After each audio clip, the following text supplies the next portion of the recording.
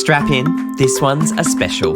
In this feature-length episode, we talk with one of my puppetry heroes. I was going to kill him, actually. Yeah, I nearly killed him. Randy Feltfaced may be a household name, but the man behind him, Heath McIvor, remains a man of mystery and is a master of the comedy stage, screen and the socials. Puppets have the ability to, disarm people. Join Heath and I now, here on Talking Sock.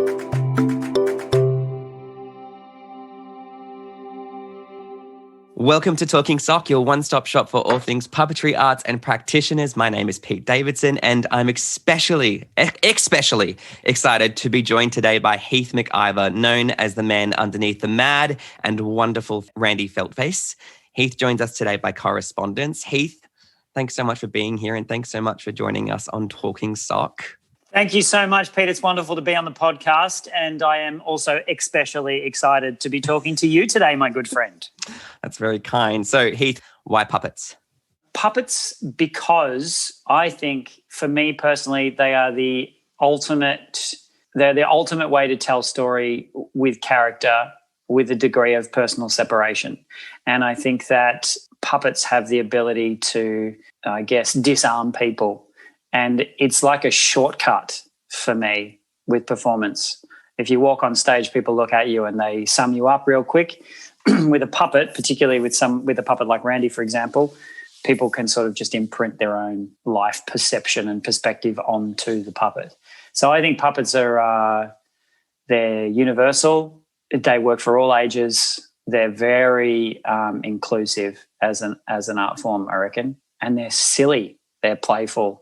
Yeah, that's my thing. That's why puppets. Playful, inclusive, and universal. There you go. Got it down to 3 words or less. Nice job. I was actually watching one of your shows recently, Randy is Sober, in which you kind of gave a little bit of an indication as to the stuff that you did before you got into comedy. So doing children's parties, driving Keanu Reeves around places, working in film.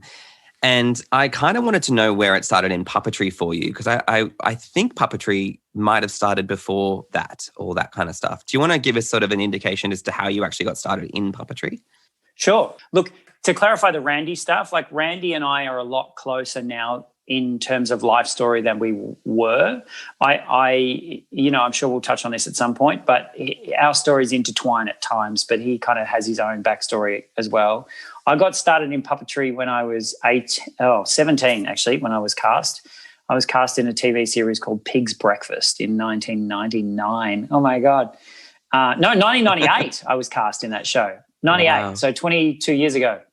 Philip Miller was a puppet maker on that, and he was head of puppetry, puppet designer and stuff on that show. And so I first met him as a ponytailed, overall paint spattered man in an audition room. And I got that job at the age of 17, and that's started my career, really. It was an amazing way to learn about television. It was an amazing way to learn about puppetry. It was a suit puppet character, so I was inside the suit and I was doing a lot of really physical stuff, and the lip sync was all with the kind of like the bottom lip had this little rod on it that I would bounce up and down for his mouth, and I had a helmet that was attached to eye stalks, so if I moved my head left or right, his eyes would move. The puppet character, his name was Grob. And so that's how I started out. I got that job and I just got an audition. I just got, recommended for the audition by a teacher of mine at the time. Yeah, that was it. I just did that, and then I was immediately in love with television and puppetry and the style of work, the speed of the work. It was exciting, and I was young and impressionable. So after that, very soon after that, I think between season 1 and 2 of that show, I was cast in The Hobbit, the touring production of The Hobbit. Not the very, very first original Hobbit, the remount, the 1999 remount of that show. And then from there, that was when I really kind of started to explore different kinds of puppetry. And that was a cast of, I don't know, it was probably 10 or 12 of us, a bit of a boys' club. There were no female puppeteers on that show, right. But on that tour, at least, they were all dudes. And And I just watched a lot and learned a lot. And I said yes to everything. I was a swing. So I ended up understudying a few roles, and I was playing lots of different characters, dwarves and elves and all sorts of stuff. It was kind of like an apprenticeship, to be honest. We were on tour for like 6 months, and then I tore the ligaments in my ankle and I left that tour. And then, look, now it's going to turn into a list of every job I've done. So we won't do that, but that's how I started out. And then, and then I just got hungry for it, and I wanted to learn more and more. And then kind of I managed to get like the soup puppet character was my first job, and then the Hobbit was Bunraku. So I learned a lot about Bunraku puppets. And then I went back to Pig's Breakfast for season 2. And then I got a job on a show called Little Horrors, which was a glove puppet TV show. So within the first, 3 years of my career, I'd done TV and a big tour, and then a glove puppet TV show. So I was really lucky. I kind of landed at it. I don't know, man. It's like thinking back to it when people go, how do you break into the industry? I wasn't a puppeteer before I got my first puppet job. I didn't train. I've never really considered this. This sounds so jerky, but I didn't really want to be a puppeteer. I loved puppets, but it wasn't something that I was like, I'm going to be a puppeteer. I genuinely got a job as a puppeteer. And then I went, oh, this is the greatest thing ever. And because I loved performing, and I'd always done performing, but I wasn't that excited about being on stage myself, it was the perfect foil for that. It's really interesting because in your first 3 years, you got a taste of all TV and live theatre. And obviously because of COVID, now we're doing all this online stuff. I want to know, how have you found, what's your preference, firstly, of TV versus live theatre, and what are the differences for you technically? Because particularly with Randy, but I guess in terms of those first 3 shows that you did. And then how is that now translated to what you do online? Great question. I love both for very different reasons. I love live performance, particularly because now I'm doing so much. I mean, the past 10 years has been dominated by comedy, really. So, or even longer, since I started working 15 years ago with Randy, I guess. So the live stuff is rarely serious theatre these days. I really just do comedy shows. So that to me is like a drug, like the endorphins and the kick you get from doing a live show, and the laughter of the audience and the immediacy of being in a room with people and being able to tell a story with a puppet or convey emotion and, get an instant reaction. Like Randy can do a little tilt of his head and I hear the room laugh or move. I can feel the audience. This sounds so wanky, but I can feel the audience, move because I can't see them. I'm hidden the whole time on stage. Yeah, no monitor. Oh my gosh. No, absolutely not. If I film something like, say, that show Sober that you mentioned, filming specials, Randy writes a novel. I didn't have a monitor when I filmed that special because it can be distracting for me anyway, it can be a little distracting when I've done a live show a bunch of times to have a monitor. If I do like a TV spot, I always have a monitor because, like, for the, say, comedy festival shows, when they had, like the comedy festival, you know how they do the gala shows, the Melbourne Comedy Festival gala. So I'll have a monitor for shows like that because it's a 3-minute spot and I need to eyeball the camera and know where everything is, because it's, multicam. But for live shows, no, I've never had a monitor because I tour and I just carry an ironing board with black fabric draped over it. And I go into a venue and I set it up. I can't be like, all right, guys, I need to set my camera up.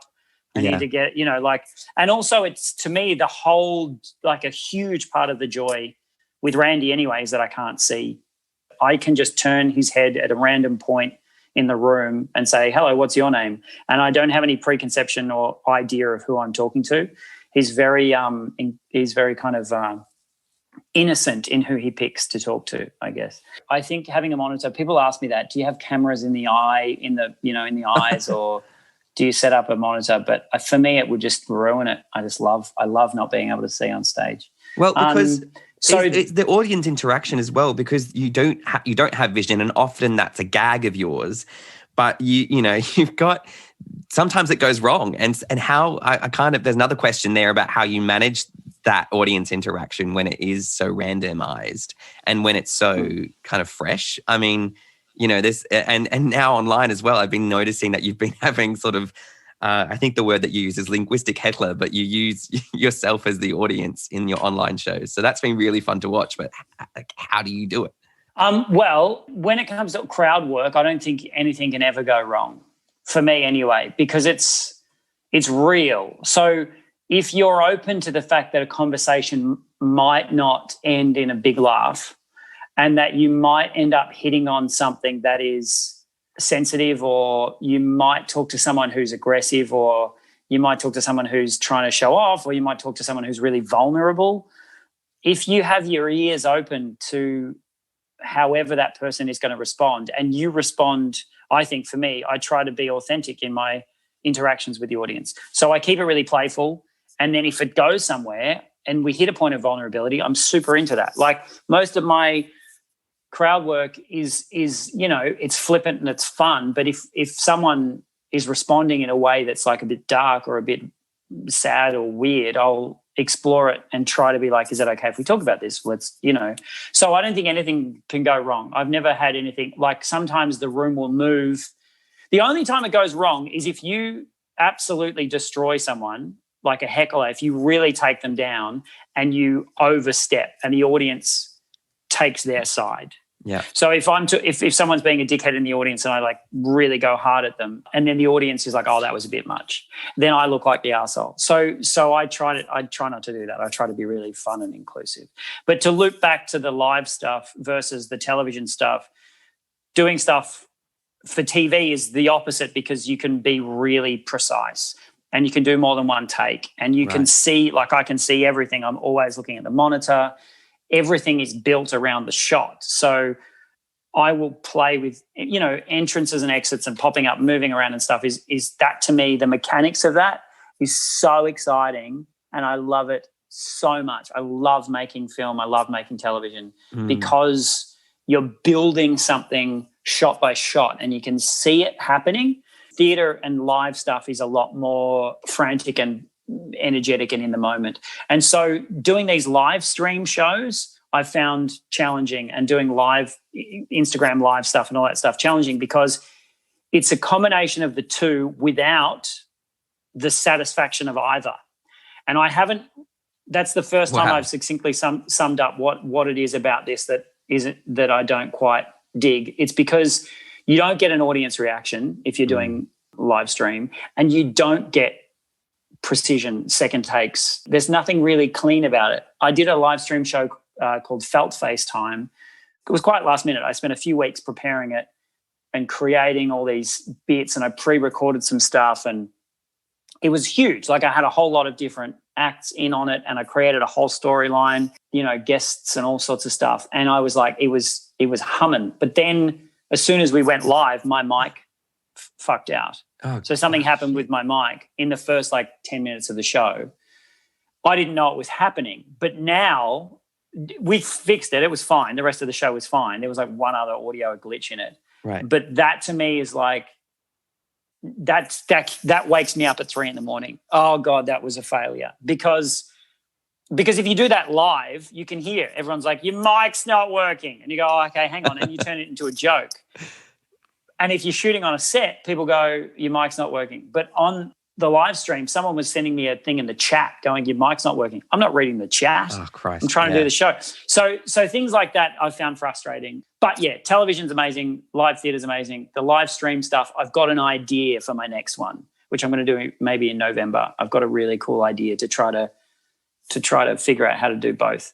With the online stuff, you've got about 3 different screens going there on Instagram Live. And as this is a puppetry podcast, and as this is the future of how a lot of puppeteers are going to express their work to their audiences through Instagram Live, can you get me into the technicals of, what you're doing to have, a live Randy puppet in the corner of your screen, then an interview window in the same screen lower down, and then sort of the background of whatever you're doing with your Instagram Live stuff? Are you using a software or something to do with 2 different monitors or 2 cameras?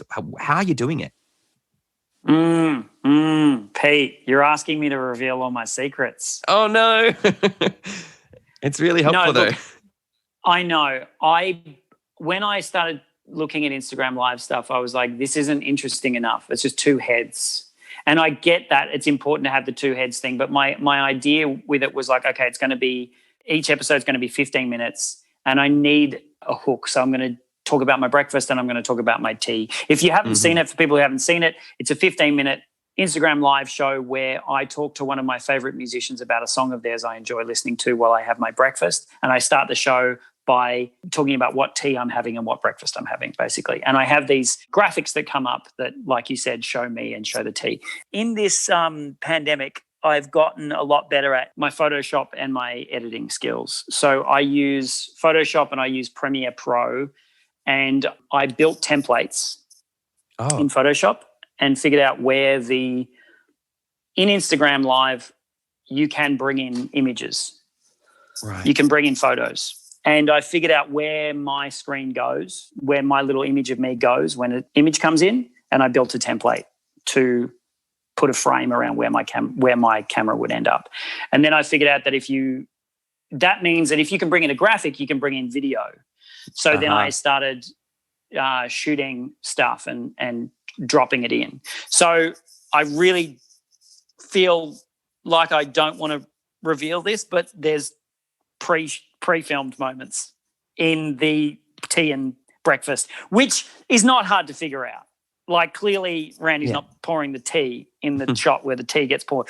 Am I answering this? I'm trying not to tell you exactly how I do it for some reason. I'm being really cagey because I'm really proud of it. Like, it's a really cool, I'm really proud of the way I've set it up and the stuff, but it's basically I built templates and then I plant footage and I plant still images in there. And it's just been I feel like a jerk for being like weirdly secretive about it. Everyone should do it. What am I talking about? I don't have a fucking license on the internet. It's a template. I built a template.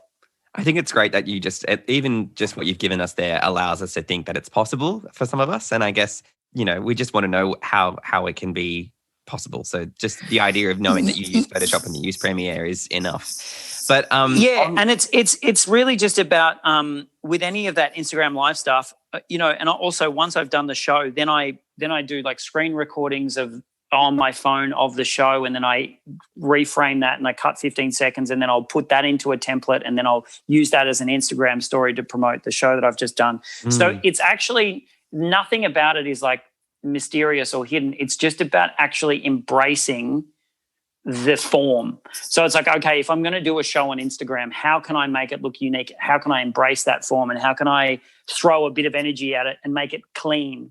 And sort of, if you look at my Instagram, if you look at Randy's Instagram feed, all of the live shows and all of like the live Instagram shows, and then all of the little tiles I use to promote them all line up. So it's this idea of going, okay, if I'm going to do a show, or if I'm going to do something new, if I'm going to present it on a platform, how do I make that consistent and slick? And because Randy is a separate entity and I don't have any personal photos on there, I don't have to post, this is me down at the beach with Simone and Gary. Like it's just I have that degree of separation to be able to go, this is a platform to promote this creature, this thing. That's really cool. Yeah, so if you have a puppet character, and I know a lot of puppeteers do this, absolutely. But if you have a specific character that you work with, if you can create, I guess if you're a maker, it's different. If you're promoting your making work, it's different. But if you do have a character, I recommend if you can keep that branding consistent. It does. I hate using the term branding, but it's kind of what it is. It is. And I do want to tap into the separation of yourself and Randy. And you did mention it before, this character that you created almost 15 years ago, and how Randy and yourself have kind of merged a little bit more personally, but that you also have a separation from the product of Randy. So can you tell us a little bit about what's behind that decision-making for you? And, people have been doing it. Sia's been doing it with her wigs and maintaining her privacy and keeping her face out of the spotlight. Is that the same reason for you? Because I guess you probably wouldn't have thought of the success of Randy when you started out with him, but you made that decision very early on. So I'm really curious as to, what led you to that call. Yeah, well, look, I didn't make that decision early enough, because a very quick Google search and you'll find that I'm the guy that does Randy. That's why I've become, in the past couple of years, I did a podcast called the Comedian's Comedian Podcast, and kind of outed myself as the puppeteer behind Randy and started talking about myself on a podcast for the first time. Right. And then I did Under the Puppet quite soon after that. And this is podcast number 3 as me, I think. Yay. Ever, possibly.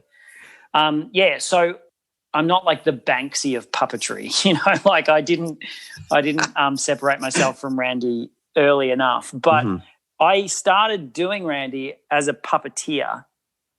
He was just another puppet character that I was doing. And Randy existed as a puppet before I started doing stand-up comedy with him.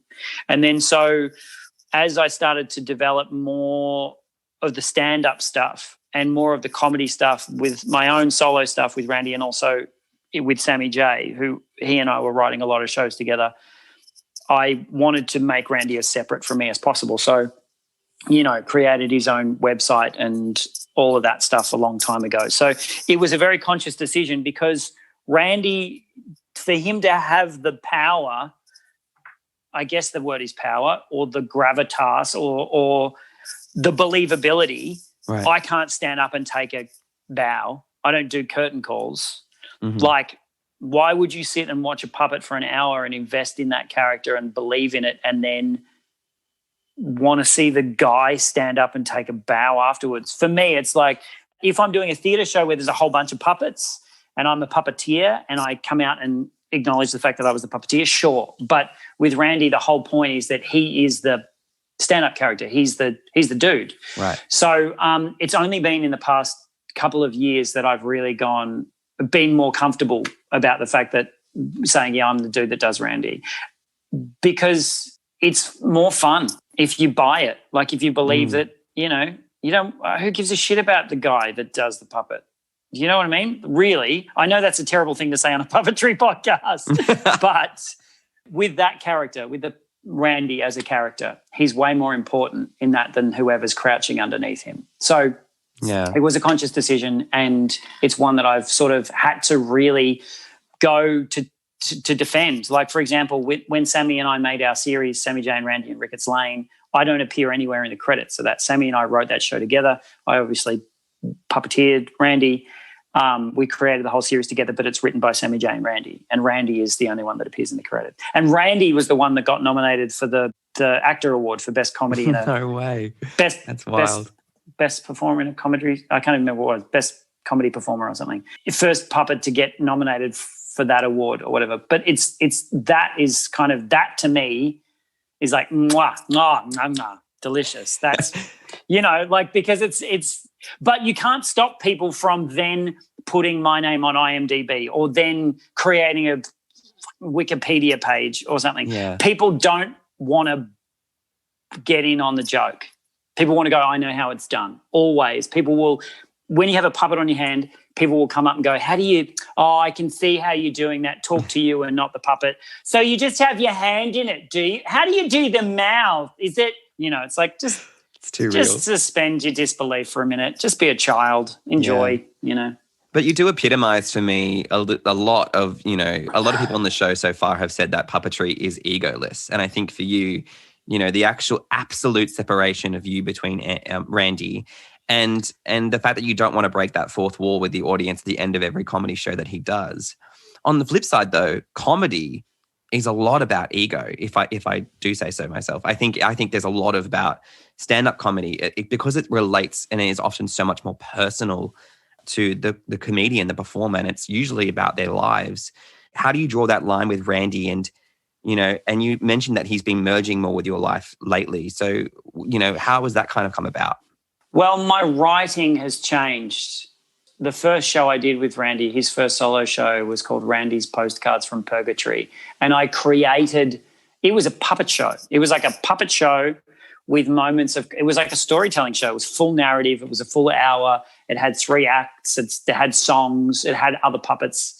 But it was Randy telling the story of his life up until that point, or his life at that moment in time. And I created a fictional backstory for him because this was 2009 I wrote this show, and it was like, this is the first time we're seeing him outside of the duo, really, apart from, you know, I'd been doing stand-up before I met Sammy. But as I started writing more stand-up, I realized really quickly, like with stand-up, and I don't know how relevant this is to puppetry, but maybe it's the same thing. The main thing with stand-up is you have to do it enough before you can find your voice. And once you find your voice, then you can write jokes. And sometimes that people find their voice immediately and they just like appear on the scene and they're phenomenal straight away. Other times it takes a while to find people's voice. And it took me a while to find Randy's voice and write stuff that I felt excited about writing. And that I have a thing where you can't really write about, this isn't unique to me by any stretch, but you can't really write about stuff that you don't know or you haven't experienced or you don't have some kind of perception of, personal relationship with, I guess. So you have to start writing personally. So Randy is more me now than he was then, because my writing has matured and grown and developed, I guess, with stand-up. Oh, God, I'm already so fucking sick of talking about myself. Oh, I'm so... Don't say no, that. It's okay. It's okay. How do people do this? How do people do podcasts where they just like, this is my opinion on this, and this is my opinion on this? You know, when you've just like, it's like, I'm not criticizing. I can see you, by the way. Yeah. I know that this is a visual medium. I'm not criticizing the art of the podcast, and I'm not having a go at you as a podcaster. I can see your face and I want to give you a hug right now. I feel like I've insulted you. No, not at all. But it's just, yeah, anyway, sorry. It's irrelevant. I think my response to that is that you are part of a collective of voices. And I think what I'm trying to do with the podcast is survey the Australian puppeteers. And in surveying Australian puppeteers, we create a collective voice of what it is to do the job. And I will say that I think you're at the pinnacle of that. You know, you're probably arguably the most successful of us all in Australia. So I guess that's why we value your voice. And I hope that you can hear that and then can understand that we do want to hear your voice, Heath. That is important for puppetry, I think, and definitely important for podcasting about puppetry.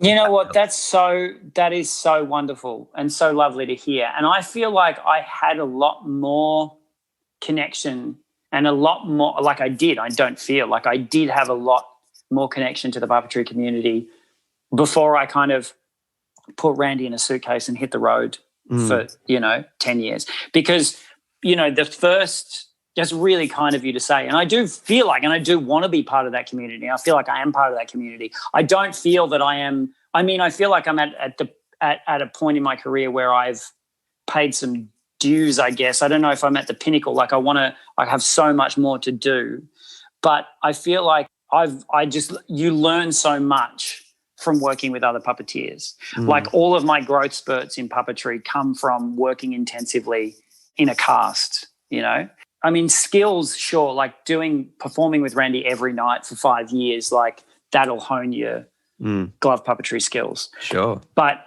playing with other puppeteers is just, I really miss that. So let's make a show. That would be awesome. I've been thinking about it. It's about time. I don't know, there's so many solo, I do work with other puppeteers, but not very often these days. There's so many sort of solo satellite. What do? We got to start. There's companies, right? Are there? Yeah. Is there a great company at the moment? Who's doing some great stuff? Puppet Society is killing it. Their work is unreal. I'd say, amidst that, you've got the Melbourne scene of, snuff puppets and Puppet Jam, and there's a lot. But, I think because the industry has taken such a hit, it's sort of hard to collaborate. But if we can find ways to collaborate with puppetry the same way that the Americans are, in what they did with Muppets Live was sort of a really interesting way of all the puppeteers from Sesame Street just taking their puppets home and using their phones with a tripod and then just made a whole series out of it. That was interesting, I think. But it's about that connection.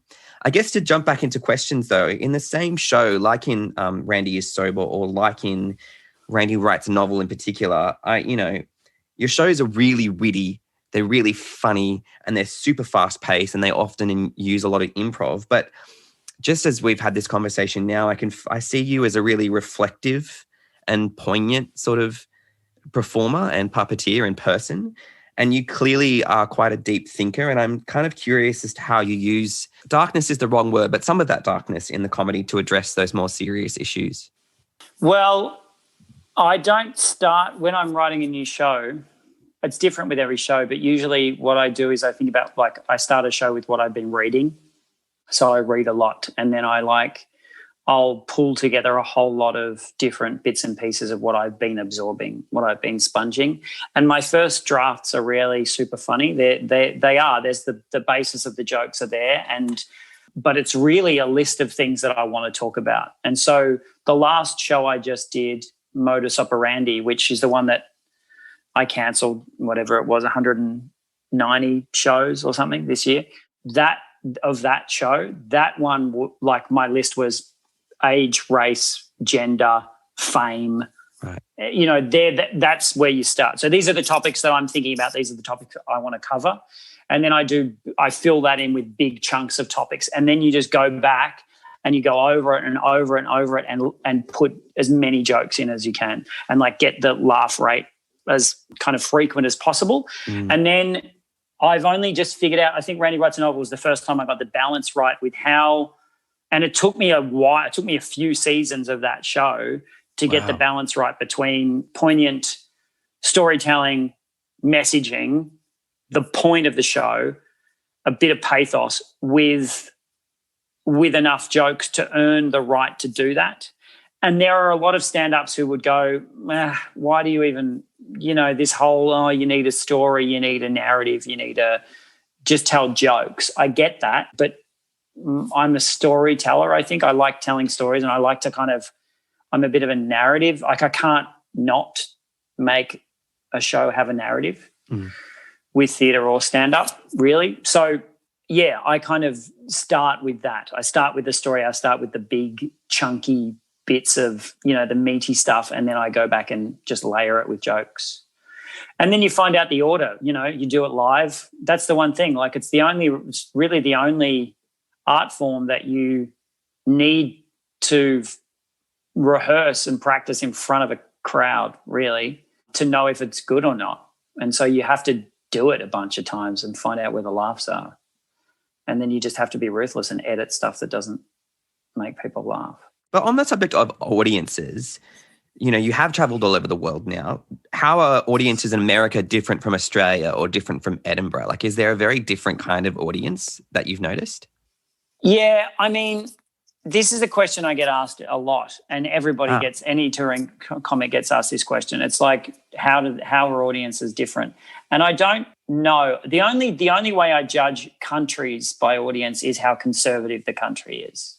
Right. Because you'll notice that some things like London audiences can be really conservative. New Zealand audiences can be quite conservative, but they're still like a joke's a joke. Like if it's still, unless you're being like in Australia, I can be a bit crasser or hit like really specific colloquial points of humor because I know all the in-jokes.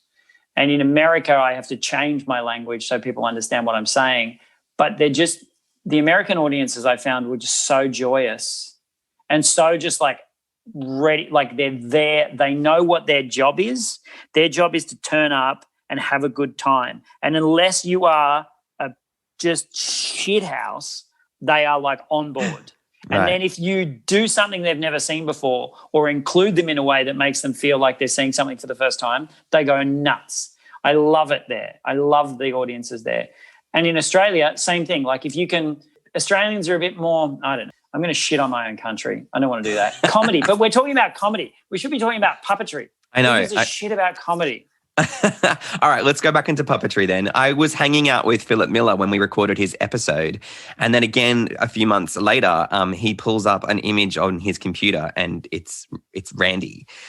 And I flipped out because had I known that he was one of the original people behind Randy, I probably would have been too intimidated to actually talk to him. So can you tell us Randy's origin story and how Philip fits into that story? Philip made Randy. Philip made the very first Randy. So it's either 2003 or 2004, maybe 2004, myself and Derek Rowe, who you should know, Derek Rowe wrote all the music, scored all the music for Sammy J and I's live shows. Sammy and I write all the songs and Sammy puts all the piano tracks down. Derek does all of our instrumentation and adds all, if you hear any harmonies or backing vocals on anything from Feltfaced Time, the show I just did, through all of Forest of Dreams, through all of Sammy J and I's live shows, all the music in Postcards, I work with someone else, but music in Sober or whenever I've had music, that's Derek. And wow. he is a really old friend of Philip's. They went to school together in Warrnambool. And Derek and Philip have known each other. They've been making music together and doing stuff for ages. And Philip had a show called Tyrannosaurus Sex, which was a puppet show. Yes. So I worked on that with Philip and Derek did the music live for that show, play guitar and sang live. And it was a musical, it was like a rock opera. And Philip and I would do the puppets in the booth. Derek and I just became really good mates and we started working on this idea. Derek was still is a trainer, like a corporate trainer. So he does like corporate training stuff, right? Education around safety and, all sorts of work practices. And he was working with an insurance company and came up with an idea to do a puppet show to teach people about workplace bullying. It was called What's a Bully to You? It was like a musical show with puppets in it. We made a set for it. Philip built us 2 puppets, Spud and Clive, who, for all of the real puppet nerds out there who followed my career at all, Spud is the king in Forest of Dreams, who then went on to become the bank manager in Sammy J and Randy Land and has recently appeared as God on Sammy's weekly show, The Orange Guy. Yes. And then Clive went on to become Farlow in the Forest of Dreams, who was like the main puppet character in that show. There were those 2 puppets and we started rehearsing and we realised we needed like a swing puppet. We needed a puppet that we could have as just a random character to bounce off these other 2 to kind of fill in the gaps as we like filled the show out. Philip had already made the other 2 and we were like, we need another puppet. So Derek sketched Randy on a napkin basically and handed it to Philip and said, we need one more puppet. This is how much money we've got left. And we need it real quick. And Philip went into his shed when he used to live out in Kew. That shed, oh my God. And he went into that shed and knocked Randy together out of, like he was painted. He was pretty rough. Wow. His rods are barbecue tongs. I don't think I have the original rods. Yeah, the original puppet still has the original rods on it, but they were like barbecue forks. He just cut the ends off off a couple of barbecue forks and flattened them and put holes in them. So his rod, that's why I developed that way of moving with him, because his rods were so solid in the early days. They had no bend in them. So that's why he's so quick with his arms, because that's how I learned to use him. Anyway, so Philip made Randy, and then he was the reason he doesn't have any character apart from his like blank face was because we put a wig on him, and at one point he was Beverly. He was a call center worker. And then his name was Randy in the show. He was just called Randy. Randy was the good name for him because he was like the mail delivery guy. He would walk around in the office and deliver the mail. Okay. So that's how Randy was born. And then Derek and I did that show for a while. It went fine. It was fun. Kira Lyons was a puppeteer in that. Bruce Patterson puppeteered in that for a little bit. And then names you should know if you're an Australian puppet nerd, both amazing puppeteers. And then that was it. Randy existed, and then I had a lot more fun with him off stage than on stage. And then Philip was doing a show called Pure Puppet Palaver as part of the Fringe Festival in whatever year that was, maybe 2004 or 5. And then Derek said, you should do some stand-up with Randy because he's really funny. And I was like, okay, Derek, that's a good idea. So I wrote stand-up and I did it at Pure Puppet Palaver. And I was then a stand-up comedian with a puppet. Unreal. Okay, so how many iterations of Randy have we got now? What are we up to? Well, there's the original, who I absolutely destroyed. If you can find footage of Sammy J and Randy in Bin Night, you'll see he's just falling apart. I had a new one made in 2010 for a live show that Sammy and I did, but he was not quite right. The reason I had the new one made is because Randy, the original one, was rotting kind of on the inside because I'd just worked him so hard for 5 years, and I took him to Edinburgh, and he kind of got like, I was doing like 3 shows a night with him in like caves and sweating, and he stank. Oh my God, he smelled so bad that year. 2009 Edinburgh, he stank. So I didn't look after him, basically, is what I'm telling you. Look after your puppets, people. Yeah, we had a new one made, but he was a bit not quite right. He was a bit like Randy's sort of strange cousin. Randy then got reborn in 2011. I worked on a Henson series At the end, actually, no, that was 2010. In 2010, I worked on a show called Me and My Monsters in Sydney, and I took Randy there, and Maria Fowler, who's an amazing fabricator from Sydney, she helped put him back together, basically. And then I started using the original puppet again. And then it wasn't until 2013 that I had a new one made. And the new one is the one that I use now. He got recovered. So there's been three, basically. There's the original, there's one that didn't really work, and then a third one, which I've been using since 2013. And my God, he's 7 years old. He got recovered at the start of last year. I recovered him. And he went from that's it. I put like a nylon to like a fleece, didn't he? Yeah. So originally he was like a weird painted felt. And then Maria recovered him. That must have been when she recovered him in 2010 with that same nylon that they use she was using for the Dolmio puppets. So this is really, so she made the Dolmio puppets. Oh my gosh, I have to interview her. Oh, she's phenomenal. She's made heaps of stuff for me over the years, and she could tell you heaps of really cool stuff. She's such a cool human too. I really value Maria Fowler a lot. Yeah, she recovered him. He had that smooth skin for years. And then when I was going to the States, I kind of wanted to, make him a bit softer. And I don't know, it was just time. It was just time to make him Antron. So now he's Antron Fleece. I just got lost in the seas of the chronology of Randy. The original one got recovered and we had a new one made, and they had that same soft skin. So the series that Sammy and I made, Sammy Jane Randy and Ricketts Lane, that TV show, he's got that smooth nylon-y kind of skin. Mm-hmm. And then it wasn't until last year that he went Antron. I love him like this. I think he's so much nicer. He's just a friendlier looking guy. So I've got two more questions. The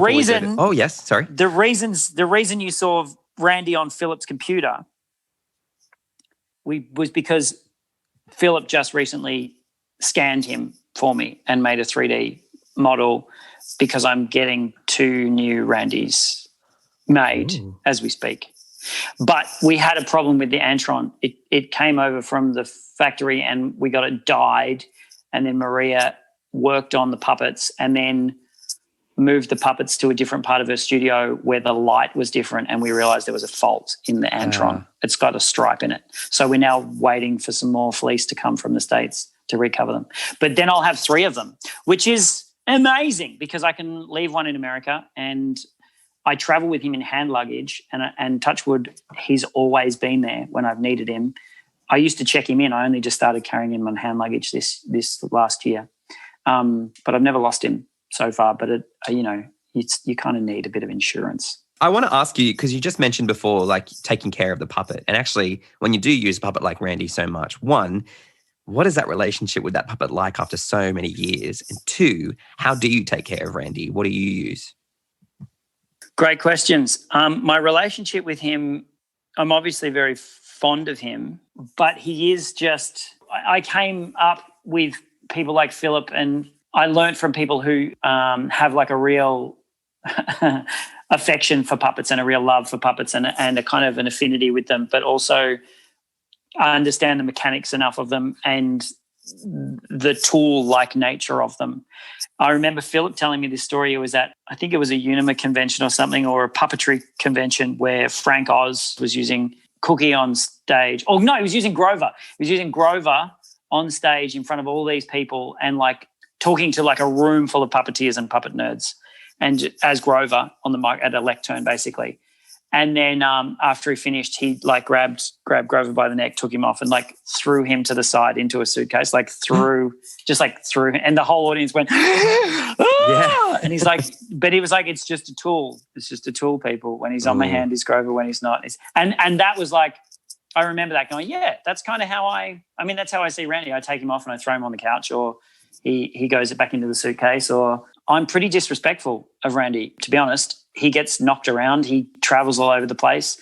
I air him out. He gets a bit of sun. I don't let sun directly on his eyes unless I'm doing a shot where he needs to be in direct sunlight. He doesn't get in the sun very much at all, to be honest. I've got a little stand for him. I put him on a stand if I need to. But mostly he's in a suitcase and he tours with me, and then I get him out and I do the gig and he goes back in the suitcase. If he's super sweaty, I'll sort of turn him inside out. His head used to come off, but I've had it stitched on now because it was annoying me. His rods, I never change his rods unless they break. He's a workhorse of a puppet. There's nothing about him that is designed to be fragile. I've got spare eyes if I need them, but I don't. I clean his eyes with a bit of alcohol wipe and stuff. I might spray him. He's got his fur. This Antron is really easy to fluff up and clean. He doesn't have his own room. He doesn't sleep in a humidity crib. He's a little dude that bounces around. I've got a lot of clothes for him. A lot of clothes. He's got more clothes than I do, I think. And what do? Do you buy like a size 2 child's wardrobe, or how do you get the clothes done? He's a size 6 kids. Op shops are good because you sometimes find some really weird things. Someone recently just gave me 3 awesome jumpsuits, one of which I wore on Feltfaced time. I've got another one just sitting there. And then someone gave me, the same person gave me a original Ghostbusters jumpsuit, like a kid's Ghostbusters jumpsuit. Nice. So I'm going to wear that on Halloween for breakfast songs.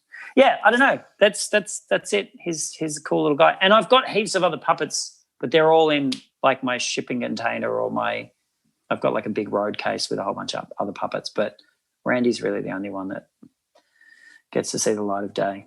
Yeah. And with that breakfast songs work that you've been doing, you've been interviewing your favorite musicians in the morning, and before that you're doing Feltfaced time. Like, those projects were really cool, and I want to know, why choose your favorite musicians? Was that just because of the routine that you got into at breakfast? I missed live music, and I missed the music community, and I love music, and I wanted to figure out a way to keep myself sane. Breakfast songs, I was watching a live stream and I was like, I could be doing something with this. I could be doing an Instagram live show. Why aren't I doing an Instagram live show? What's a different angle?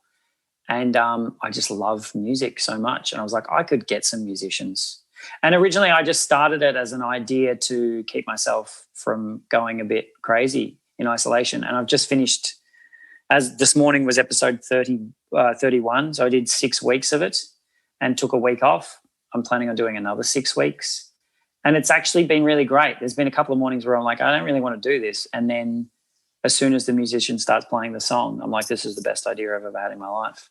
So I'm not making any money off it. It's costing me money. I have to pay a graphic designer, and I've got someone helping me book it, and I pay them. And so at the moment it's just an expense, but it's I'm going to go for some tea sponsorship.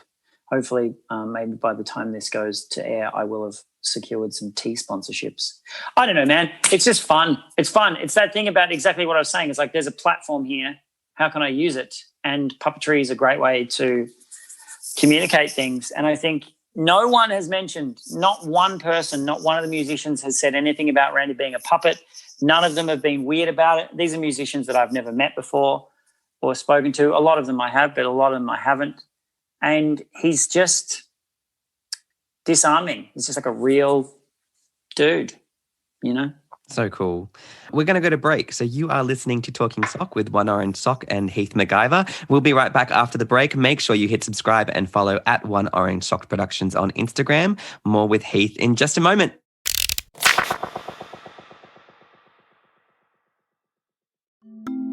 Want to start a conversation at your next gig or festival? Then grab your wallets because we've got merch. Head to our Redbubble store to get your hands on some signature One Orange Sock designs. We believe that podcasts should be advert-free. So if you like what you're listening to, there's a new way to help support our podcast. No monthly subscriptions, just a simple tip to share your kindness and to help us get by. Follow the link in the podcast notes or at oneorangesock.com to buy us a coffee. Thanks for your support, and thanks for listening to Talking Sock. Welcome back. You are listening to Talking Sock with Pete Davidson and Heath McIvor. We've just been talking about the pandemic and what it's been like for you, Heath. You've just mentioned earlier in the previous half about how many shows you had cancelled, and I'm just really curious to see how it has been for you and how you've began to reframe, your work with things like breakfast songs and Feltfaced time. And so do you kind of want to give us a little bit more insight as to how you've been managing in the pandemic? Yeah, well, I was thinking about this over the weekend. I was walking along a country lane in the tiny town that I've been staying in for almost 7 months, contemplating the fact that I've been touring for so long and have never had this amount of time doing sort of not much in the one place. Like I'm cooking from the one stove, I'm sleeping in the same bed every night. I haven't had that for ages. Wow. So it was, so I'm sort of thinking about that and looking back and going, oh my God, it's been 7 months. What have I done? Have I actually done anything? And if it was different, if someone had have come to me at the start and said, okay, you've got 7 months off touring, what projects do you want to achieve? I wonder what I would have said. I wonder what I would have done. And I think as a puppeteer, I have done some live shows. It's all been Randy. Actually, that's not true. I've done other puppetry as well. But with Randy, it's all been kind of, the word pivoting is thrown around a lot, but it has been trying to figure out how to do what I do with Randy on different platforms. But yeah, I feel like I've done some stuff. Doing live stand-up doesn't really work. It doesn't work on live streams. I've done a few and I don't really enjoy it. Yeah, it's kind of been about trying to backfill that time off with interesting projects. But I'm lucky. I've been working with AIM, Australian Indigenous Mentoring Experience, a company out of Sydney. They do mentoring for Indigenous kids and they work in 6 countries and they do all sorts of amazing programs and really cool stuff. I've been working with them for a couple of years as a puppeteer. They have puppets that that Vanessa Alice made those puppets. And I've been puppeteering with Megan Cameron, incredible puppeteer. You should talk to Megan. Do you know Tex, Megan Cameron? She's an amazing puppeteer based in Melbourne, studied in Prague, lived in Prague for a while. She goes back to very early polyglot puppet days and she's done lots of TV stuff. Horace and Tina, I think she was on Horace and Tina. I think she might have done Farscape, to be honest. Possibly like Babe. I think she was on Babe, maybe. Lots of filmy things. Yeah, she's an awesome puppeteer. Maybe Where the Wild Things Are, I think, as well. Yes, I'm pretty sure she was on Where. Anyway, now I'm just giving you Megan Cameron's CV. She's awesome. So we've been doing some puppetry together over the internet, and so that's been really cool. Just as everything was locking down, I flew to Perth and shot a commercial with this puppet that I do for an insurance company called HIF Insurance. They're based in, I think they're Western Australia. They're Western Australian. So I've been over there doing some stuff with them. I've been doing that character for a couple of years, I think, now as well. And that's a really cool thing. So I've been really lucky. I've been super lucky.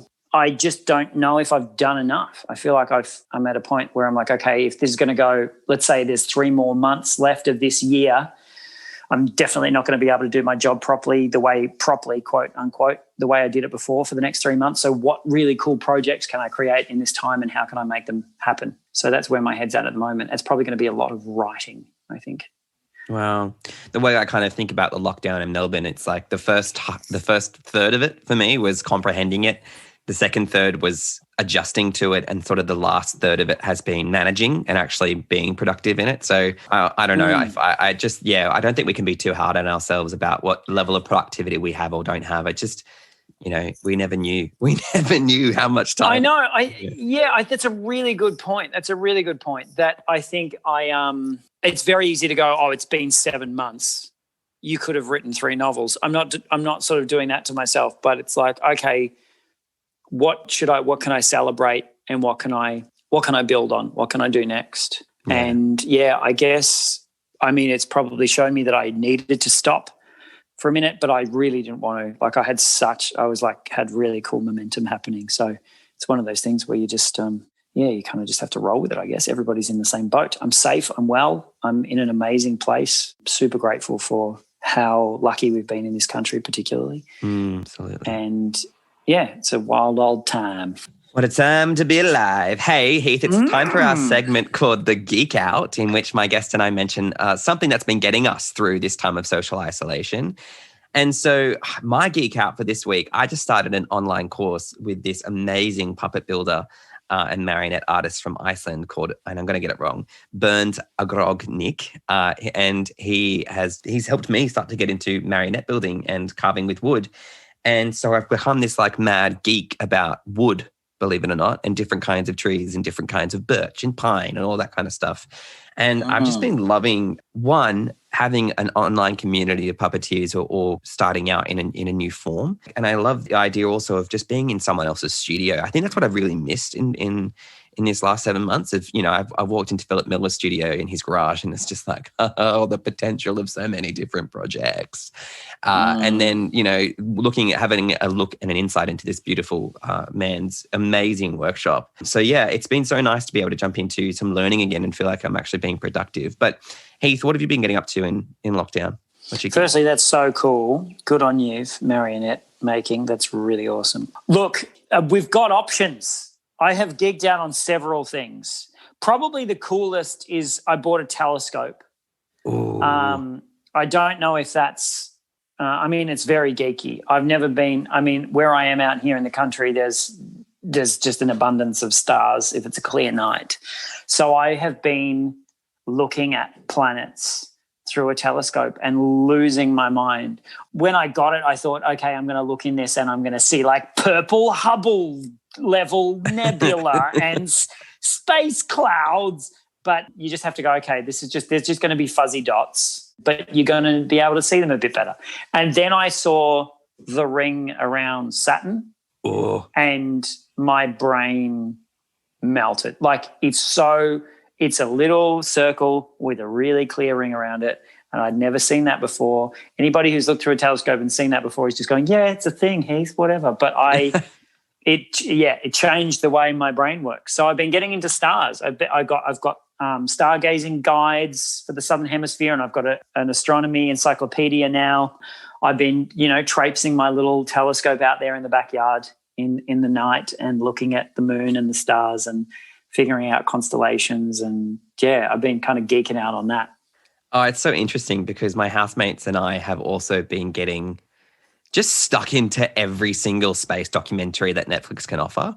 And there was that super weird drama with Hilary Swank in it that is just not real called Away, but it's very good. And then there's also there's that Year in Space about the two twins, one who stayed on Earth and one who went up to the International Space Station for a year, and, all these chromosomes and genes changed in his body and he stretched out over time. Then he came back and gravity just stacked him back on top of himself. And yeah, it's been so interesting. And I wonder if it's got something to do with how limited our space is here, that we have to think, out. And I'm using hand gestures and that's really stupid on a podcast. But, I think it's really interesting that a lot of people have been getting really stuck into space lately. And it has to be about us being confined somehow to think about it. Yeah, absolutely. I think that the sale, like when I said I bought a telescope, I wasn't surprised that you're also getting into space, because apparently the telescope sales went through the roof during the pandemic. Literally. Well, but I think, there's been a lot of people kind of going, well, what do I do? If I can't go out, I have to entertain myself. So I'm looking up at the stars or going from spending more time in nature. And I don't know. I would love to think that we're kind of learning something about ourselves. I hope we are. I hope a lot of people are. I hope I am. And it's not just like a green light to go back to the level of chaos that we were at before this, because I feel like we were at like a real tipping point. Obviously, this is what happens when you just are a global virus of humans just blah, blah, blah, blah, all over the place. So, yeah, anyway, let's not get into that. But I think I feel like looking at the stars is a really meditative kind of calming thing, but it also is it shows you just how insignificant you are and how small we are, and gives you some kind of perspective on the fact that we're just hurtling through space on this tiny rock. It's amazing. There's definitely a puppet show there for sure. Okay, so I need to now go back to Sammy J, because obviously that's a huge collaboration that's been a huge part of your career, and people will hate me if I don't ask you about it, and I'm very interested in it.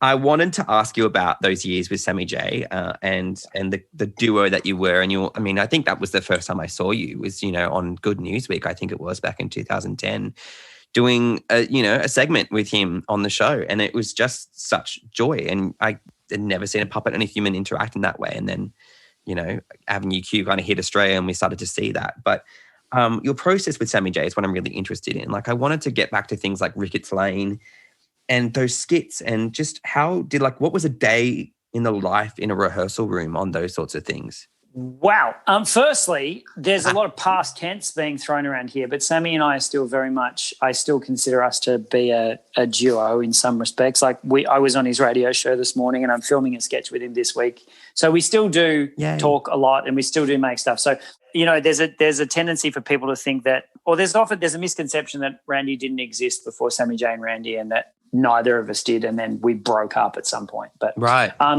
We always had solo careers and we started collaborating together. We started collaborating in 2006. I was doing a show. I've told this story a bunch of times. I'll do the shortened version. I was on a comedy bill. He was on the same bill. And we, through a series of really interesting events over the course of a few months, we ended up on a couple of lineups together, and then decided to meet up and see if we could write something, because he had a season coming up at the Butterfly Club in South Melbourne before it moved into the city. He was doing a show there and he hadn't written anything for it yet. And we decided to get together and maybe try to write some sketches. And then we just immediately clicked. It was just funny from the second we started working together. Our comedic sensibilities collided perfectly. A lot of the same early comedy influences, the influences that weren't the same, complemented each other. The chemistry comedically, and, it was just so strong. And so we started working together and writing, and we started writing this show. We did like a weekly show at the Butterfly Club. It was like a live, late night, irreverent kind of political sketch, stupid show that we did every week. It was supposed to run for 4 weeks, and I think we ended up doing 10 weeks or something, because it got a bit cult status-y, and we did lots of stupid stuff, sketches and songs and silly stuff with Sammy and Randy. And then that was that. We were doing it. We took it to Adelaide Fringe in 2007, I guess, must have been. And then I took off on the road with Walking with Dinosaurs, and I did an Australian tour.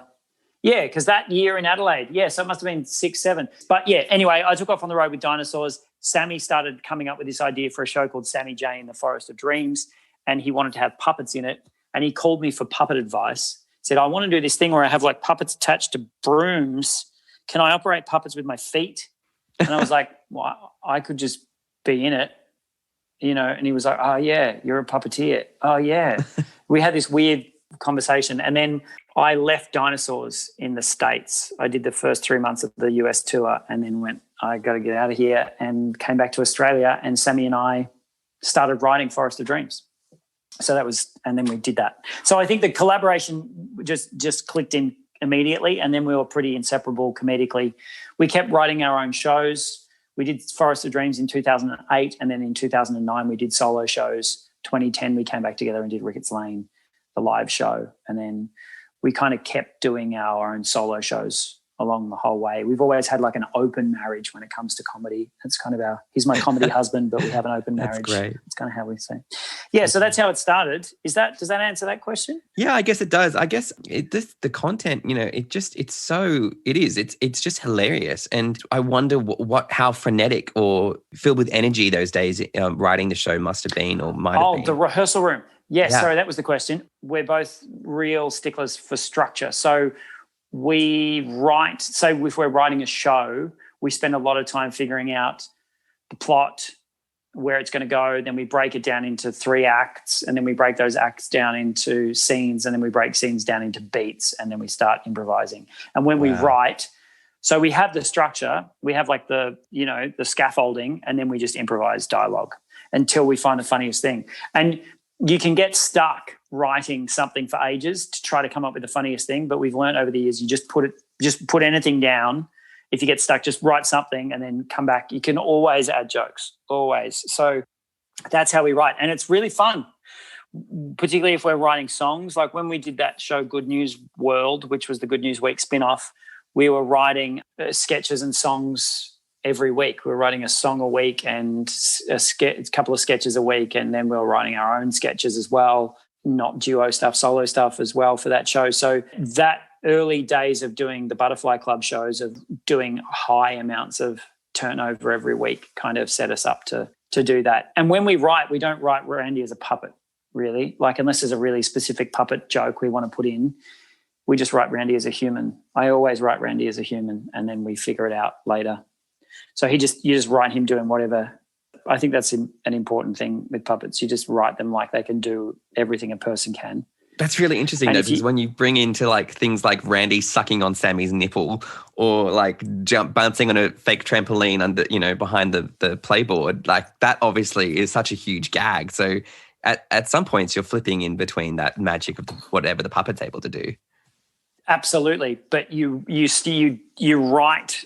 Like, I mean, I write him as a human, and then you layer stuff like that in. The trampoline, right. That was just an improvisation to get me out of a moment that I've done a few times, where he jumps on a trampoline for fun. That probably came from just doing glove puppetry on set and like bouncing through shot, and they're little puppet jokes. But the nipple thing, I would probably, you could do that with humans.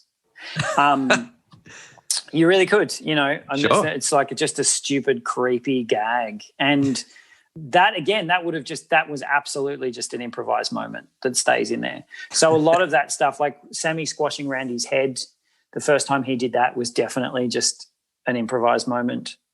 A lot of that happens. You get these really tight, solid structures, and then you put it on stage, and then you start to have fun with it. That's and then you've done like 50 shows of the one show, and by the end it's just this completely different beast. That's wild. I'm so interested by just that process of writing, and I guess that's kind of where I'm at with my own sort of stuff. And I keep mentioning it in every show. I need to actually go and write one of those.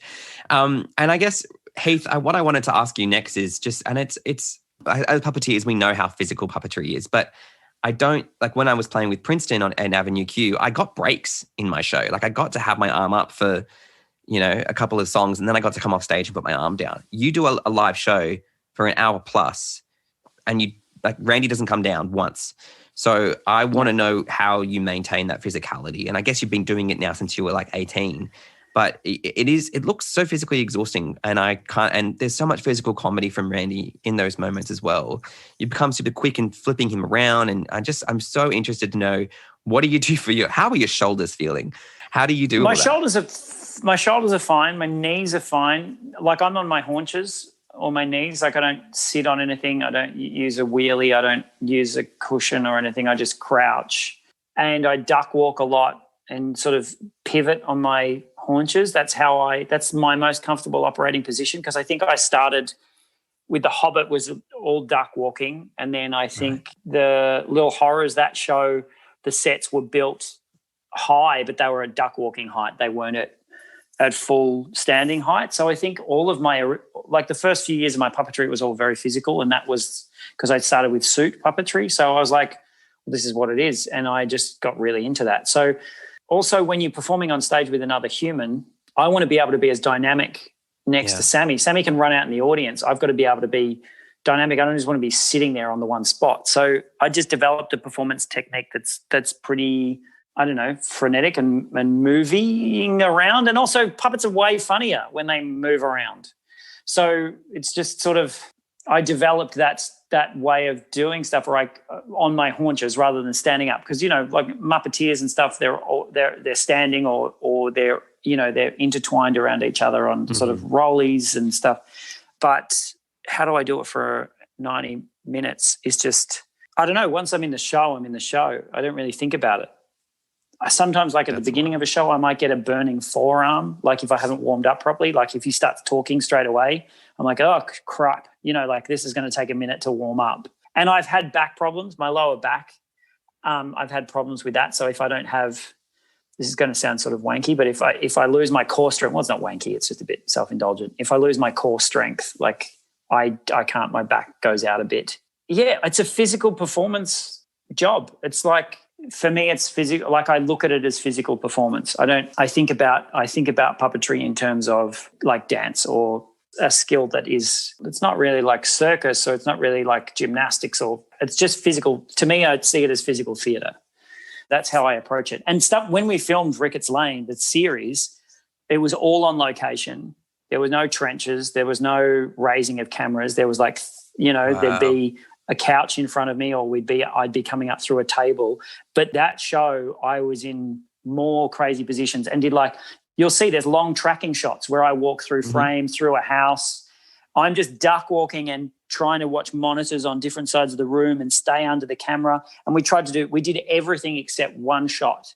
There's one shot they painted me out for a shot where he's sitting at a table. Everything else was all in camera. It was all just shot. So that to me is exciting. I love thinking about that. How can we get him to look okay and move through this world? It's more of an attitude then about this is relishing the challenge of that rather than thinking about, that's really going to hurt. I think that's kind of answered the question for me there, is just, how you do it it's a mental thing more than that's really cool. Yeah, I don't think about it as being painful. It's not painful. I mean, sometimes I'll stand up at the end of it being on stage for 60 or 90 minutes and I'll be like, oof, my leg's a bit sore from that position. But also when you're doing it, this is the other thing, when you're doing the show every night for months, you know what it's like when you're doing a theatre run. You just sort of just do it. That's so true. Yeah. And on the subject of monitors, flipped, non-flipped, there's a huge sort of divide about handsome puppeteers who obviously don't use a flipped monitor and then those who do. Where are you on that? Either. Whatever's there. I prefer flipped. If I can have a reverse scan monitor, I will use a reverse scan monitor because that's natural. That to me makes more sense. I can find the eye line quicker with a reverse scan monitor. But if it so often happens when you turn up to set or you turn up to do a shoot and you ask ahead, or you're doing a spot on a TV show or something and they're like, we don't know how to flip it, and then you're talking to the control room. If you rely exclusively on having to have it flipped, I know puppeteers who I've worked with who are like, oh, shit, okay, so you have to set up a mirror across the room or turn the monitor upside down and try to figure out a way to feed it vertically flipped through the camera and all sorts of stuff. So I think I just did enough of both. I've done enough of both to be kind of anti-monitor-esque. I'm going to coin that word for you right there. That's your new word. Yeah, I don't. And I'm not trying to sound weirdly this isn't a cocky thing. I completely understand that it's a real head fuck if you are used to operating, looking at the monitor one way and then you have it the other way. It really messes with your head. I completely get that. So I'm not trying to sound I can do it both ways. I just mean for me, it's just, that's how it's worked. It takes you a second to adapt to either. And the worst is when you have one reverse monitor and then someone else is using a straight scan and then you move into a position where you can only see the straight scan and then you're like, shit, which way am I? But anyway.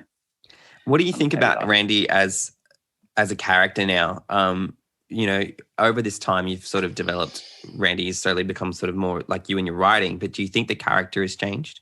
And how did you approach it? He mellowed. He's mellowed. He was angry. He was very angry. But he's just changed with me. I've mellowed as I've gotten older and he's mellowed as well. And he's a lot more, my crowd work is less combative. I think at the beginning, Randy would just destroy people, hecklers and stuff if anyone yelled stuff out. My attitude to that has changed quite a lot. I kind of try to be inclusive until someone is too annoying and then I'll scream at them. But he's just a bit mellower and probably more thoughtful. And I'm just trying to write better. He's just a little idiot. Is there room for other puppets amongst Randy's life? Randy is a full-time gig. So, you've mentioned that you've done a couple of gigs here and there with different puppets that you've been working with. I'd love to know who they are and if there's other ways that we can see your puppetry. And those mentions that you've had earlier are really great. But, is there room for other puppets in amongst the life of Randy? Yeah, totally. Always. If there's a good gig, absolutely. If there's a puppet show happening or a film or a TV show, I will always absolutely audition. I probably got kind of taken off the list a little bit there because Randy became so consuming. I feel maybe I'm out of the mix a little bit with the bigger gigs because I kind of I've had to put so much energy into performing with Randy. But any excuse to put on a puppet, absolutely. If someone called me and said, hey, I've got this puppet, do you want to do this thing? I'd be like, yes, immediately, always. Because that's what I love doing. And new puppets are awesome. New characters are so exciting. I love it. So there's always room. Randy's always going to be there. I was going to kill him, actually. No. Yeah, I nearly killed him. Yeah. The plan was, with Ricketts Lane, the plan was to do 3 seasons and a movie. And then during the filming of the movie, he was going to die. And then after the movie came out, then we would release the making of the movie that showed his death on set. I think he was going to get hit by a tram. That was the plan originally down near Fed Square. But, yeah, I was going to kill him and then just go, okay, well, because I had this obsession with the fact that puppets always outlive their puppeteers. Yes. There are a few puppets I know who were buried with their puppeteers. But, I mean, it's a nice way to control your legacy, right? Sure. Randy's going to end up in a glass case somewhere, or I kill him before I die. The viewers, the listeners can't see your face, but I just saw your little eyebrows furrow at the thought of me killing him. Oh, because I enjoy him so much. I guess it's like, hearing one of your childhood Sesame Street characters going. It's terrifying. I know, but don't you think there's something really beautiful in it as well, that you could poetic rather than just retire him or just I die, he just dies at the peak of his career. That'd be the way to do it. Because I'm trying really hard to make it in the States, and I've got TV ideas and all sorts of stuff. Just get him to where he's just like really peaking, and then just kill him. What do you reckon? Look, who's with me? I don't know. There's a God complex there of the puppeteer and the creator of this character that I absolutely understand. There's also something, would you ever allow Randy to go on without you? God complex. That's an interesting way to look at it. I wonder if it's a God complex. Playing I God, see it more as like, well, maybe. I see it more as like a Kaufman-esque kind of creatively. That's really interesting to me. Yeah. Creatively, it's like that is rarely done.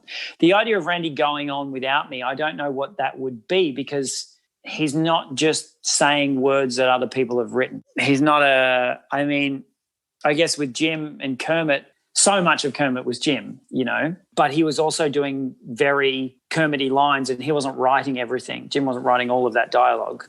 So you've got enough people who understand and help drive that legacy of what would Kermit say in this situation, how would he behave. He's got I assume anyway, there's enough people around that have an investment in how that character speaks, that character's voice.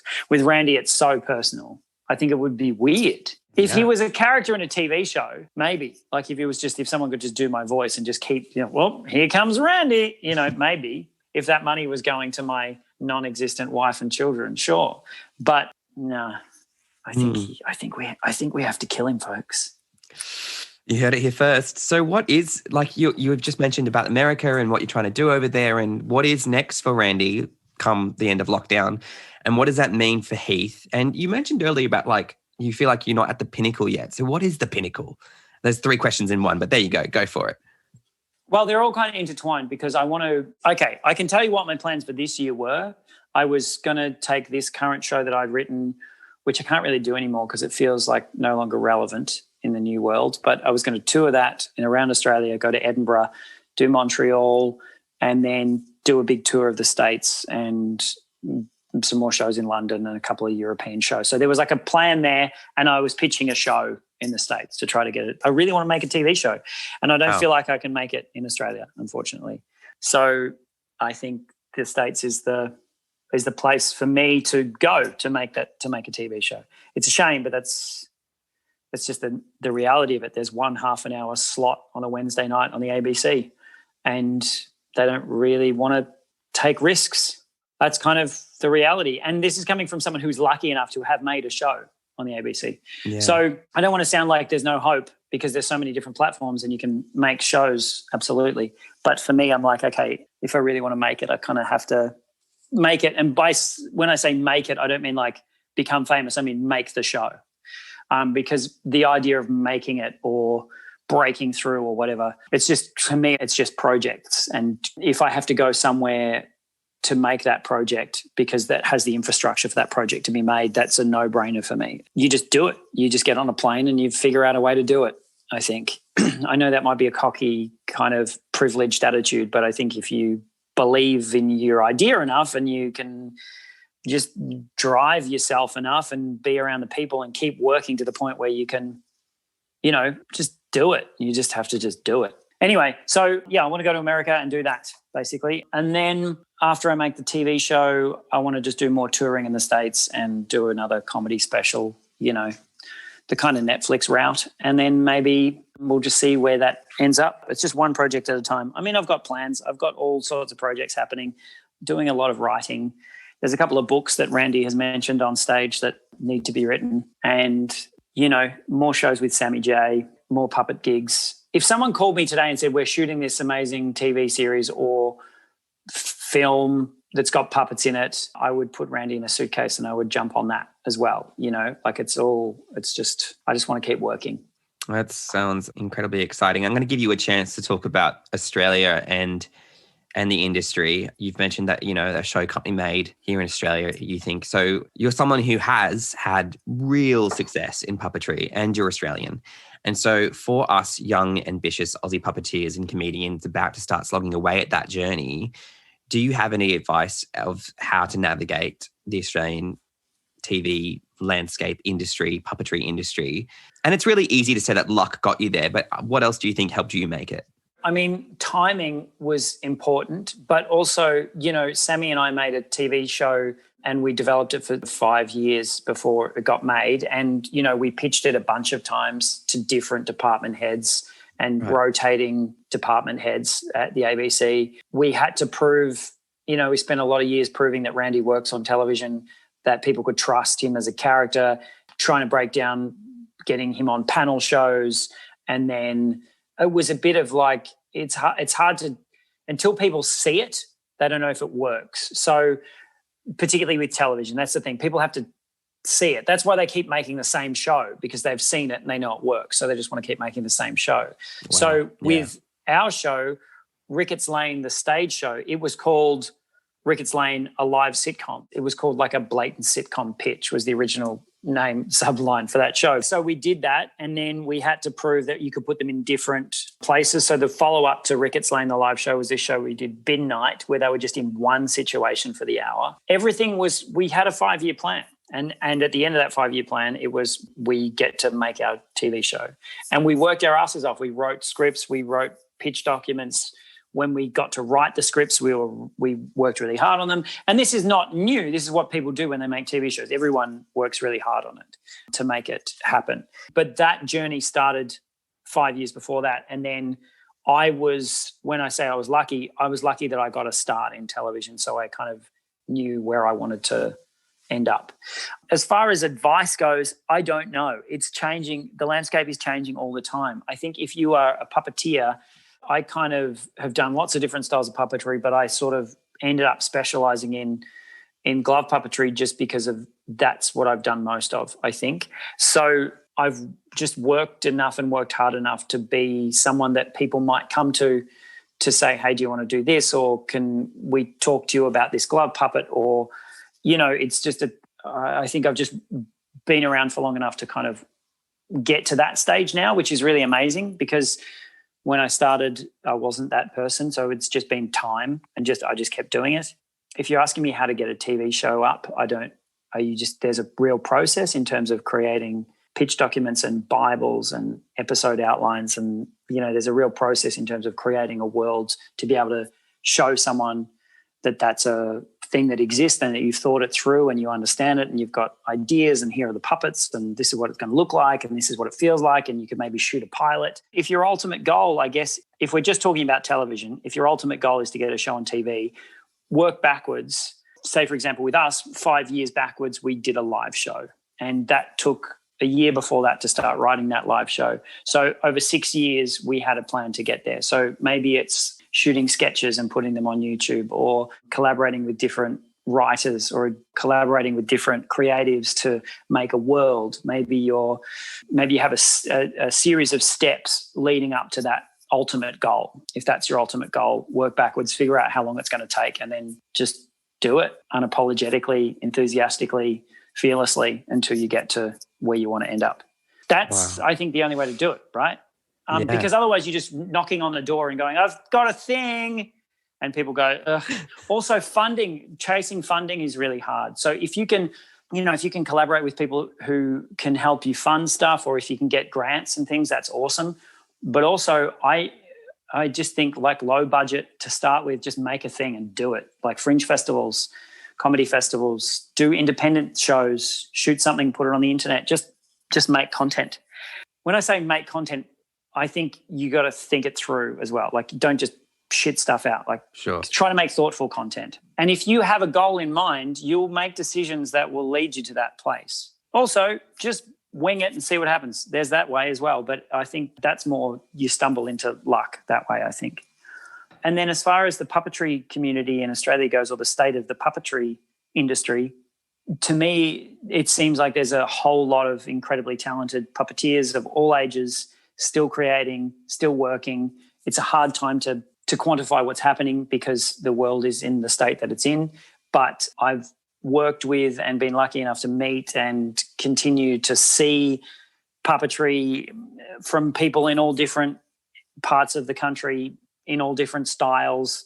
And it seems like there's a network and stuff like this podcast and Unima and, other companies where people are communicating and collaborating. And that's the thing. If there's a community, then you'll encourage each other to be better. And if you can't see it happening around you, then you won't do it yourself. So the more communication that happens within an industry, to me, the puppetry community, and this is something that I think has been unique in my experience in all different industries, from theatre to film to television to comedy, corporate stuff, other organisations, puppetry seems to be the most, in my experience, the most welcoming and sharing. Like, I will pass gigs on to other puppeteers. I'll actively, grab another puppeteer and go, hey, I can't do this. Do you want to do this? There's competition for big gigs, sure, but most people will. It's such a loving community from what I've experienced through the companies that I've been lucky enough to work with and the people I've been lucky enough to meet. And that, if you can continue to think like that and harbour that kind of attitude, then I have great hope that it just will continue. And look to your elders. Look at people like Richard Bradshaw or Philip Miller, or people who just have this kind of very free attitude with the knowledge they have and caring attitude with the stuff that they create, and they don't lose the playfulness. If you start taking it too seriously, you become a bit of a wanker, I think, from what I understand of puppetry, because it's just playing with dolls, right? We're playing with dolls. Yeah. I think you're so right about I've only been in puppetry and among that community for only a few years, and it's like the gift that keeps on giving. It has not said no to me one single time. And so I am incredibly appreciative of that. And I think the fact that you reflect that, years on after starting in puppetry is very promising. So you've been so generous with your advice and your time. I've got one final question for you, and that is, who are your heroes in puppetry? And is there anyone that you would like to thank for back if you're looking at the career you've had? Well, Philip immediately comes to mind. He's always been my Yoda in terms of puppetry, because he's been there all the way through my career. I still go to him for advice, and he's the first person that ever cast me in a job and referred me on to the next job, and has just been a beautiful friend and an amazing inspiration, and also an incredible puppeteer. Like, I know that he does a lot of making, and and he does a lot of creating, and he's like he's a nerd when it comes to making stuff. But as an actual puppeteer, I've never laughed so hard, I don't think, ever, working with another puppeteer. Maybe Kira Lyons is the other puppeteer that I've laughed really hard with, because we did a lot of school touring. But that's who my heroes are, the people that I've actually been lucky enough to work with and watch. Kira, Philip Miller, Sean Masterson, these people that are just like people that I've worked with on jobs, Megan Cameron for sure. And then I have the same heroes as everybody else, Muppeteers, Frank and Jim and everybody. But as far as myself I worked with a puppeteer called Don Austin on Me and My Monsters, and he was amazing to watch as a UK puppeteer who's just had heaps of experience, and he was in a suit. It was amazing to watch him. Gosh, yeah, just who I've just had fun with on the road over the years, I guess. Is that a good enough answer? That was a great answer. The list is way too long. Oh, and Sue Giles. I have to give a shout out to Sue Giles, the artistic director of Polyglot, because without Sue, Sue got me through years and years of just learning how to tour and learning how to make a show from scratch, and an amazing, amazing, beautiful organization Polyglot is. And yeah, working with Sue and getting to, create and learn on the fly. And then more recently, people like Jess Knight and, inspiring people who are making stuff. And now this podcast, thank you. Oh, I don't know. This is just going to go on. Richard Bradshaw, ladies and gentlemen. Let's just toss out some names. No. Look, you've done a great job of answering that question. And you've been so generous with your time, Heath. Thanks so much. Thank you so much. It's been a real honor talking sock with you today. You can find Randy at Randy Feltfaced on Instagram and all over the internet. He needs no introduction or links. But thanks for listening with us today, and make sure you subscribe for more great puppetry arts and practitioner interviews. I've been Pete Davidson, that puppet guy, and we'll talk sock again soon. Thank you, Heath. Thanks, Pete. It's been a pleasure. Thanks for listening. Now we want to hear from you. Each week we'll post a series of questions related to every interview. Join the conversation on Twitter at TalkingSockcast. You can help us bring puppet power to the podcasting world by hitting subscribe, liking our socials, and telling your friends. Like us on Instagram at One Orange Sock Productions, and check out our episode blog at oneorangesock.com. You can support our podcast by pledging to us on Patreon. Your support helps fund our audio mastering, interview transcriptions, and much, much more. Find the link in the podcast notes and earn yourself a shout out on our socials. Head to our website at oneorangesock.com or talk to us on Twitter to see how you can show your support. Our music is composed by Elizabeth Maniscalco, and our cover art is by Chad Barnier. Without them, this podcast wouldn't be possible. Stay tuned. We'll be back soon with another great episode of Talking Sock.